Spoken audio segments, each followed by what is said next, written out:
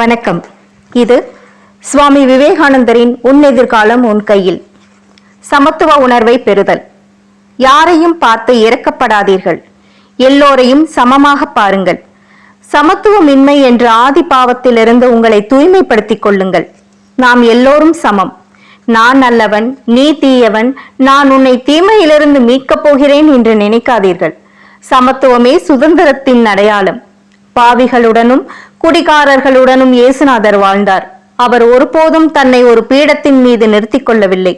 பாவிகள் தான் பாவத்தை காண்பார்கள். மனிதனை பார்க்காதே, இறைவனை மட்டுமே பார். நாமே நமக்கு சொர்க்கத்தை உருவாக்கிக் கொள்கிறோம். நரகத்தில் கூட சொர்க்கத்தை உருவாக்க நம்மால் முடியும்.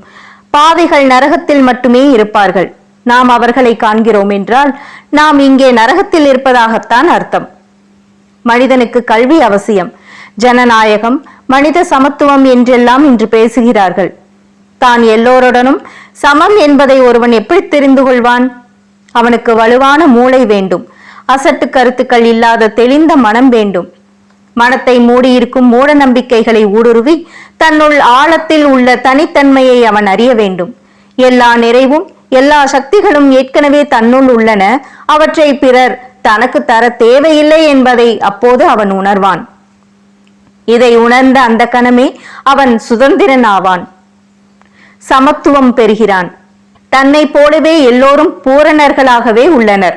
உடலாலோ உள்ளத்தாலோ தான் யார் மீதும் அதிகாரம் செலுத்த வேண்டிய அவசியமில்லை என்பதையும் அவன் உணர்கிறான். தன்னை விட கீழான நிலையில் யாரும் ஒருபோதும் இருந்ததில்லை என்பது அவனுக்கு தெரிகிறது. அப்பொழுதுதான் அவன் சமத்துவத்தை பற்றி பேச முடியும், அதற்கு முன்பு அல்ல.